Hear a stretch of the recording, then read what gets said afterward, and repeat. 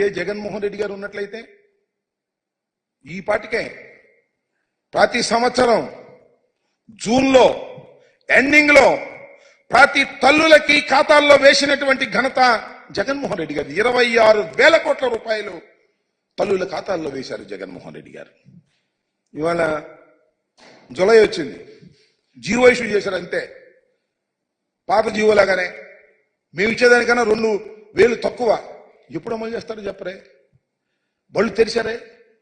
జరుగుతున్నాయే? తల్లుల ఖాతాల్లో వేస్తున్నారా? ఎప్పుడు వేస్తారు చెప్పండి నారా చంద్రబాబు నాయుడు గారని అడుగుతా ఉన్నాం. ఈ సందర్భంగా వైఎస్ఆర్ కాంగ్రెస్ పార్టీ తరపున మేము అడిగితే శ్రీనివాస్ అనేది రేపేదో ఆవేశపడిపోతాడు. మనం ఉచిత ఇసుక దగ్గర ఏదేదో ఆవేశపడిపోతున్నాడు. చేయలేని వ్యక్తి ఏం చేస్తాడు? ఆవేశపడటం, జగన్మోహన్ రెడ్డి గారిని తిట్టడం, జగన్మోహన్ రెడ్డి గారిని దూషించటం, జగన్మోహన్ రెడ్డి గారిని అనరాని మాటలు అనడం, దెయ్యం అంటాం, భూతం అంటాం, ఇలాంటి పిచ్చి పిచ్చి మాటలు మాట్లాడి కాలం గడుపుకోవాలని ప్రయత్నం చేస్తున్నారు.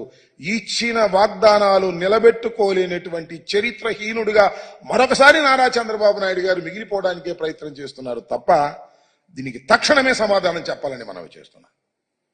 కూటమిలో ఉన్న ప్రతి నాయకులు సమాధానం చెప్పాలని మనవి చేస్తున్నాం.